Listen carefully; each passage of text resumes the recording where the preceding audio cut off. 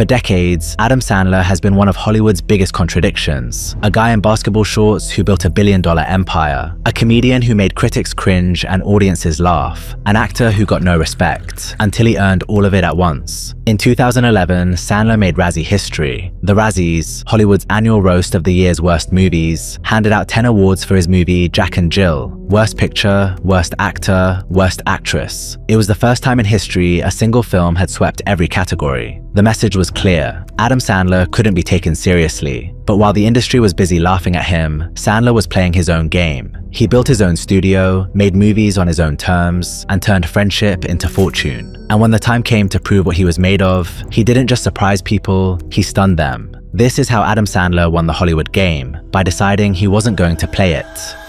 Adam Sandler grew up in Manchester, New Hampshire, the youngest of 4 in a tight-knit, middle-class family. His mum, Judy, was a nursery school teacher, while his dad, Stan, was an electrician who coached Little League. It was a good home, loud, loving, and wholesome. This was the room I grew up in. It's like a museum. That was my bed, that was my brother's bed. Same carpet.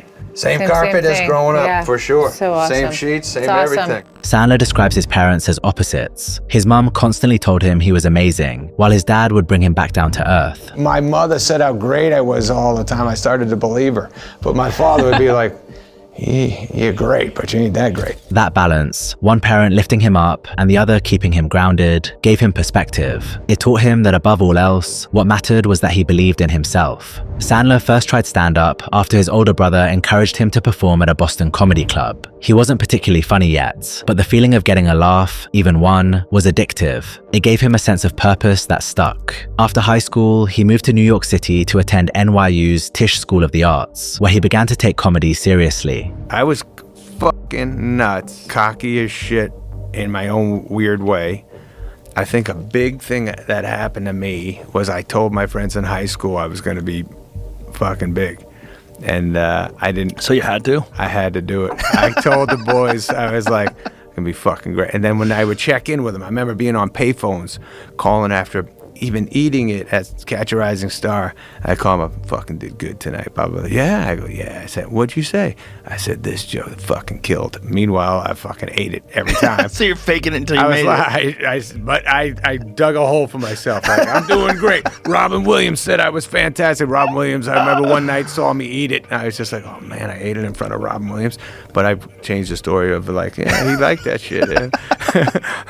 At NYU, Sandler met Tim Herlihy and Frank Coraci, 2 classmates who would go on to shape the rest of his career. They spent countless hours together writing sketches, filming short comedies, and testing them in front of whoever would watch. Outside of school, Sandler was hitting the stand-up circuit hard. His schedule was brutal. Classes during the day, then shows across the city at night, sometimes 5 or 6 sets in a row. He definitely wasn't the best comic on stage, but he had an energy that was magnetic. What really set Sandler apart was his dedication. He hit the stage at Comic Strip Live more than 500 times alone. What were you making when you came in here to I think it was $10 a night. $10, that was good. Didn't care. Despite having total confidence that he'd make it big one day, Adam wasn't immune to stage fright. He often brought a guitar on stage as a way to calm his nerves. He'd sing ridiculous songs and improvise melodies about whatever popped into his head. It wasn't polished, but it was funny, and it made people remember him. Playing the guitar was Sandler's solution for intense stage fright. I was so nervous every time. Then I'd get up and I wouldn't remember what I was supposed to say and go blank. And you have the guitar in your hands, because that way I was at least doing something. It was the security blanket. Yeah. During this period, he landed a small recurring role on The Cosby Show, playing Theo Huxtable's goofy friend Smitty. It wasn't anything crazy, but it gave him his first taste of acting and showed that his awkward charm worked in front of a camera just as it did on stage. All that early exposure helped open doors in the comedy world. His stand-up act caught the attention of comedian Dennis Miller, who recommended him to Saturday Night Live. And in 1990, at just 23 years old, Sandler joined the show. At SNL, he was surrounded by some of the funniest young comedians in the country: Chris Farley, David Spade, Rob Schneider, and Chris Rock. They were all young and hungry, and the chemistry clicked instantly. Farley was the heart, big, emotional, and fearless. Spade was sharp and sarcastic, comedic. Schneider was a hustler, always pitching ideas. And Rock brought the edge. Sandler was the glue that held it together. The lovable goof who made everyone feel like they were a part of something special. They'd stay late after rehearsals, hanging around the offices and cracking each other up long after everyone else had gone home. None of it felt like work. They were like a fraternity inside a corporate institution, and the show had never seen anything like them. That was Farley's, he had a desk right there. He was always crazy and funny. Spade was over here. Chris Rock was here. And you guys keep it a lot nicer than us. We were filthy. They brought a new kind of energy to SNL, part sketch show, part concerts. Sandler would pull out his guitar for songs like the Hanukkah song, or perform wild musical sketches like Lunch Ladyland, where Chris Farley stole the show dancing beside him in a hairnet and apron. Younger audiences loved it, but critics didn't. Many thought the show had become too immature, all shouting, slapstick, and silliness. By 1995, overall ratings had started to slip.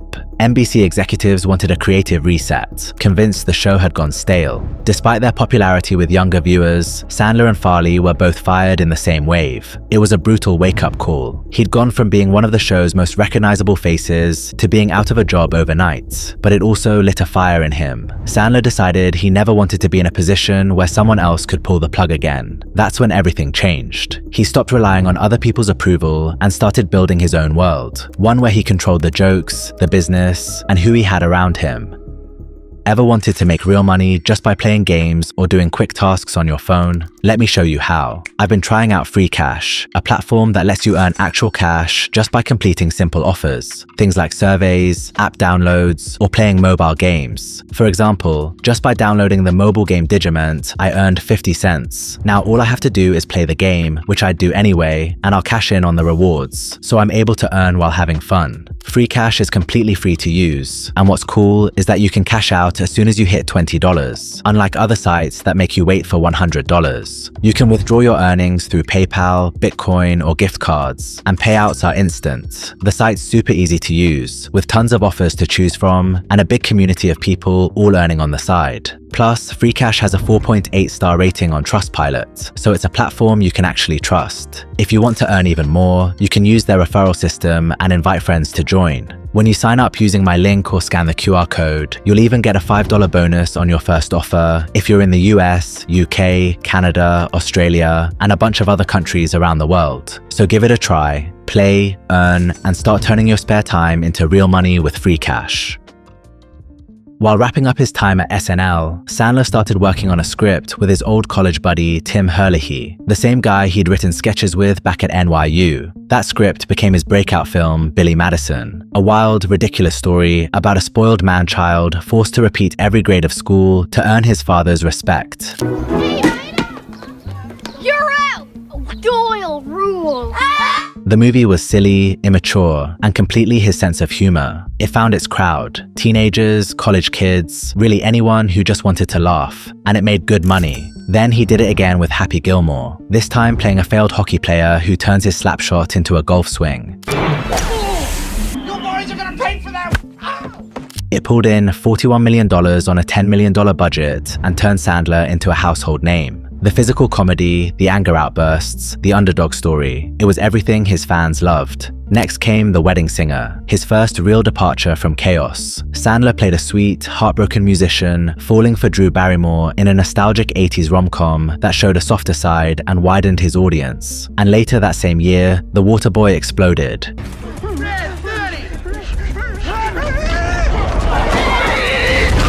It was the ultimate Sandler role, a misunderstood outcast with a weird voice and a good heart who finds purpose through football. It made $190 million on a $23 million budget. These weren't just hits. They were proof Sandler could open a movie, then do it again no problem. The stories were simple, and so was the humor, but people were hooked. They didn't come for clever writing, they came for how his movies made them feel. By the late 90s, Sandler had become a sure thing. If his name was on a poster, the movie was guaranteed to be profitable. Studios gave him creative freedom, and he took it. But he didn't just want to star in movies, he wanted to own them. In 1999, he launched Happy Madison Productions, named after his first two hits, Happy Gilmore and Billy Madison. He built it around the people he trusted most: Tim Herlihy writing scripts, Frank Carracci directing, and a growing circle of comedy friends who'd soon become his regular collaborators. It wasn't a studio, it was a family. But behind the laid-back image was a savvy business move. By producing his own movies, Sandler didn't just get paid to act. He owned the ideas, the profits, the whole machine. While other actors were bouncing from project to project, he was building something that would truly last. By the early 2000s, Sandler had perfected the formula: heartfelt stories, dumb jokes, and a likable guy at the center. The movies felt the same, but that was the point. They made hundreds of millions at the box office, turning Sandler into one of Hollywood's most bankable stars. He'd achieved what few actors ever do, making the movies he wanted with the people he loved and getting rich doing it. But in 2002, Sandler threw a curveball. Paul Thomas Anderson cast him in Punch Drunk Love, a strange, emotional film that showed a side of Sandler no one had ever seen. He played Barry Egan, a lonely salesman with crippling social anxiety and bursts of uncontrollable anger who finds an unlikely romance that slowly pulls him out of isolation. I have a love in my life. It makes me stronger than anything you can imagine. It was strange, uncomfortable, and real in a way no one expected from him. Critics called it a revelation. We were just talking about that movie, Punch Drunk Love, and this is a very nice thing for you. There's actually Oscar buzz. Roger Ebert, one of the most respected film critics in the world, wrote that Sandler, liberated from the constraints of formula, reveals unexpected depths as an actor. For the first time, people thought he might take a new path, that there was a serious actor buried underneath the clown. But that's not what happened. After Punch Drunk Love, Sandler went all in on the comedy empire he'd built. Movies like 50 First Dates, Click, and The Longest Yard were massive hits. Critics rolled their eyes, but audiences loved them. For most people, Adam Sandler wasn't a serious actor. He was comfort, familiar and fun. Your films get loved by the public and hated by critics. It's so hilarious. Whatever the Rotten Tomatoes critic score is for your films means zero. It means nothing. It's only the audience is what counts. That's all we thought about, That divide became his badge of honor. He didn't need critical approval. His fans were the only validation that mattered. But over time, the cracks would begin to show. In the mid-2000s, the comedy landscape began to shift. Judd Apatow redefined the genre with The 40-Year-Old Virgin, Knocked Up, and Superbad, comedies that mixed raunchy humor with genuine emotion and redefined what modern comedy could be. Will Ferrell's Anchorman and Talladega Nights were absurdist and endlessly quotable in ways Sandler's movies weren't. Steve Carell was breaking out with The Office, playing awkward and cringe instead of goofy and silly. And by 2009, The Hangover had become a global phenomenon, proving that R-rated comedies could dominate the box office. These movies felt fresh, while Sandler's style, the high-pitched voices, the physical comedy, the PG-13 setups, started to feel juvenile in comparison. During this period, he also dabbled in heavier roles, films like Spanglish, Reign Over Me, and Funny People, which showed flashes of how good he could be when he took things seriously. But after Reign Over Me, Sandler admitted that living inside those roles takes its toll. I've only done a few heavy parts, and this by far was the heaviest, and it is not an easy life for an actor who does that, and I am more than happy to run right back to comedy and just enjoy my life a little more. That clip says everything. He had the range, but he didn't want the burden. Comedy wasn't just what he was used to, it was where life felt lighter. So when Grown Ups came along in 2010, it felt like a deliberate return to what worked. Sandler starred alongside Kevin James, Chris Rock, David Spade, and Rob Schneider, his longtime friends and collaborators. It was a feel-good comedy about old friends reconnecting, filled with the same heart and humor that made his early movies work. When you shoot a movie like Grown Ups, right? Yeah. Is that the most fun you can have because you like all those guys? I do have more fun with my friends, and I do look to put them in all my movies. I love them. I know it's going to be a better day when they're there, and I also want them to have a great thing to do. I like seeing them kill and all that stuff. The movie was shot in Massachusetts, mostly around water parks and lake houses, a perfect summer backdrop that looked more like a reunion than a production. It was a hit at the box office, but critics weren't just dismissing Adam anymore. They were writing him off completely. They suggested his movies weren't comedies anymore, they were vacations, a reason to hang out with his friends, shoot somewhere sunny, and cash another check. It was during the early 2010s where things took a turn for the worse. 2011's Jack and Jill made Sandler into a punchline. He played both siblings, Jack and his twin sister Jill, in a film so widely mocked that it swept every single Razzie Award. And the Razzie for Worst Picture of the Year goes to... What do you think? Jack and Jill!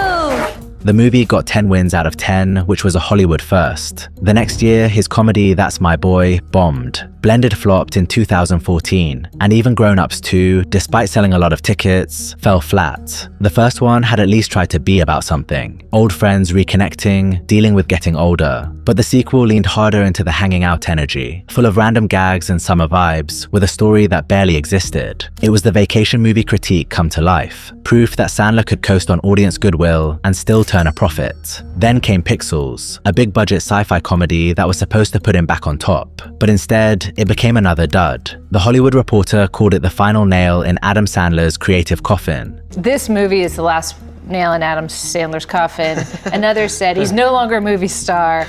And another one called you a man-child. For years, critics had torn him apart, but this time, even audiences started to agree. Maybe the magic was gone. Yet financially, Sandler was still unstoppable. Grown Ups 2 had earned nearly $250 million worldwide, and his voice work as Dracula in Hotel Transylvania kicked off what would become a billion-dollar animated franchise. He'd built an empire so efficient it could make him a fortune even when the reviews were brutal and the buzz was dead. But while theatrical audiences were checking out, something else was happening. Streaming was taking over. Netflix was becoming the new way people watched movies. No ticket price, no commitment, just scroll and click. It was a different format, and it attracted a different kind of viewer. People looking for something easy after a long day, something familiar they could throw on without thinking too hard. The kind of audience that didn't read reviews or care what critics thought. They just wanted to laugh. And in 2014, Netflix made Sandler an offer, a multi-film deal reportedly worth $250 million. Adam Sandler's new deal with Netflix is certainly no laughing matter. The movie star's production company inked a deal with the streaming video service. He will produce and star in 4 new films. 4 movies, complete creative freedom, and none of the box office pressure that had been mounting against him. Success wouldn't be measured by opening weekend anymore, just by how many people hit play. The critics trashed his first Netflix movies. The Ridiculous Six got a 0% rating on Rotten Tomatoes. The Do-Over wasn't much better, but Netflix didn't care about critics. They cared about views, and Sandler's movies were dominating. The Ridiculous Six became Netflix's most watched film at the time. Millions of people were watching, rewatching, and asking for more. From a business standpoint, Sandler had won. He didn't need theaters anymore. The same audiences who'd stopped showing up were now streaming him at home. But something had shifted. Adam was no longer a movie star in the traditional sense. He was a Netflix star, the kind of thing people watched at home on a Tuesday night, not something they talked about the next day. Over time, even critics stopped paying attention, writing off his movies before they'd even dropped. He'd become background noise, always there, always making money, but no longer part of the conversation. And eventually, Sandler realized he wanted more. Just luck that this guy wrote an amazing movie and handed it to me and said, would you like to be in it? That was the best part of it. That guy was writer-director Noah Baumbach. His 2017 film, The Meyerowitz Stories, paired Sandler with Ben Stiller and Dustin Hoffman in an intense, character-driven drama about a broken New York family. Sandler played Danny, a burned-out son trying to hold everything together. Son of a bitch! Dad, stop yelling in the car. He cannot hear you, okay? Just only nobody I can can hear fucking you. drive, Dave! He threw himself into it. It was a vulnerable and raw performance, the kind people hadn't seen from him in years, and it showed audiences that the serious side of Adam Sandler had never really gone away. And if Dad survives, you'll go back to LA and I'll be taking care of him for a very long time. We'll all help out. No, we won't all. The Meyerowitz Stories wasn't a big hit, but it lit a spark in Adam. It reminded him what it felt like to dig deep and actually push himself again. The question wasn't whether he could still do it. It was whether he'd ever take it further. And in 2019, he did. Come on, KG, this is no different than that. This is me. This is my fucking way. This is how I win. In 2019, Sandler shocked everyone with Uncut Gems, a relentless, anxiety-fueled thriller from the Safdie brothers that couldn't have been further from his usual work. He played Howard Ratner, a fast-talking New York jeweler addicted to chaos, chasing money, women, and high-stakes bets until everything eventually caves in. Everybody always talks about you being such a likable guy, and then you play this loud, sweaty, obnoxious character. Did you have any reservation about that? I was scared, yeah. And I was like, oh, I don't know, man. I don't like him very much. The tension in this movie was on a whole other level, and for the first time since Punch Drunk Love, the name Sandler and Oscar were being mentioned in the same sentence. The role was everything he'd avoided for years. No safety net, no goofy sidekicks, and no happy ending. Just a man spiraling, and Sandler completely disappearing inside him. When I get to do something like this, like Uncut Gems, and I'm always excited. It's a different excitement for me, because I'm not sure of myself. That excitement of reading script and going, oh, that scene's going to be incredible, then actually shooting it and it comes out the way you want it to, that's as good as it gets. The Safdies had written the movie specifically for Sandler nearly a decade earlier, convinced he was the only one who could capture that desperate blend of charm and chaos. This man is an uncut gem. He is a flawed. He is a flawed object. But there is value underneath it. You have to get past these flaws. Adam studied the rhythm of New York's Diamond District, spent months shadowing real jewelers, learning how to talk, move, and sell like one of them. He built Howard from the ground up, from the gold chains and fake teeth, to the nervous cadence and constant motion. In the movie, I tell Kevin Garnett's character, let me wash your earrings. Right. Let me polish those for you. And that's one of the guys told me that's the first move, is get the jewelry off somebody. Because they can't leave. And you're doing something for them, and then you could discuss the flaws of what they have and say, I got something a little better for you, and that kind of thing. It's clever. He gave it his best, and the result spoke for itself. Critics who'd mocked him for 2 decades suddenly had to admit that Sandler was the real deal. Yeah, I was fired. I was fired. NBC said that I was done. Then I made over $4 billion at the box office. So I guess you could say I won. When awards season came, he was everywhere. Film Independent Spirit Awards, late night shows, magazine covers, and for the first time in years, the conversation wasn't about Sandler the vacation movie guy. It was about Sandler the actor. I'd like to also give a shout out to my fellow nominees, who will now and forever be known as the guys who lost to fucking Adam Sandler. But when Oscar nominations were announced, Sandler's name wasn't on the list. The internet erupted. Fans, fellow actors, even critics called it a snub. But Sandler, he laughed it off, tweeting, "Bad news, Sandman gets no love from the Academy. Good news, Sandman can stop wearing suits. Congrats to all my friends who got nominated." By then, he'd proven everything there was to prove. He could make people laugh or have them on the edge of their seats. But what's most special about Adam Sandler isn't the movies he makes. It's the man he is off screen. For a guy who spent 3 decades in the spotlight, his ego has somehow never caught up. He's kind, patient, and always gives people the time of day. And maybe most importantly, he's unapologetically himself. His dress sense says it all. Sandler shows up almost everywhere in basketball shorts and an oversized hoodie, even at the Oscars. For such a prestigious night, it's important that everyone is properly dressed, okay? You're dressed well. Adam. Go Dan. What's up, my brother?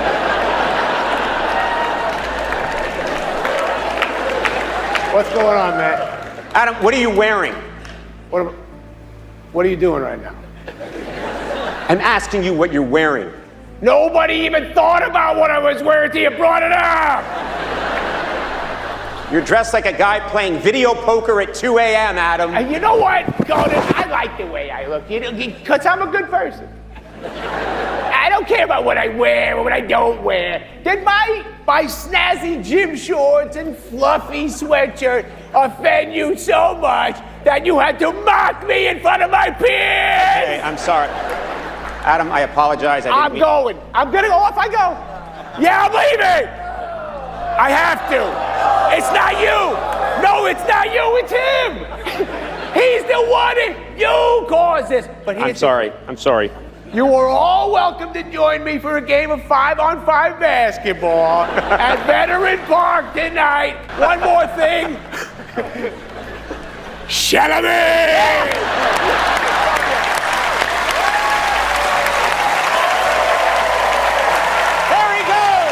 He doesn't do it to make a statement. It's just who he is. A guy who never saw the point in pretending to be something else. And when he's not working, that's exactly how he lives. He's often spotted around New York and London playing pickup basketball with complete strangers. We just watched him play and it was awesome. He's a very selfless player. He likes to pass. It's awesome.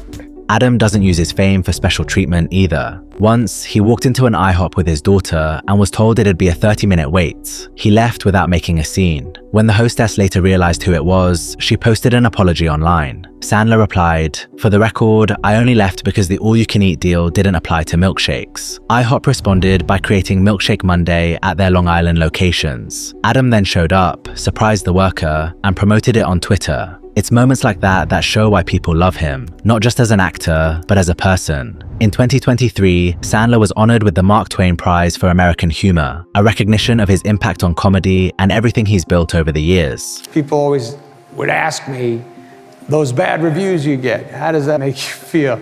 Make you feel like shit? And I'd say, nah, it really doesn't. I think the reason I get to say that didn't hurt me is because so many of you guys in this room made me feel great about what we've done together.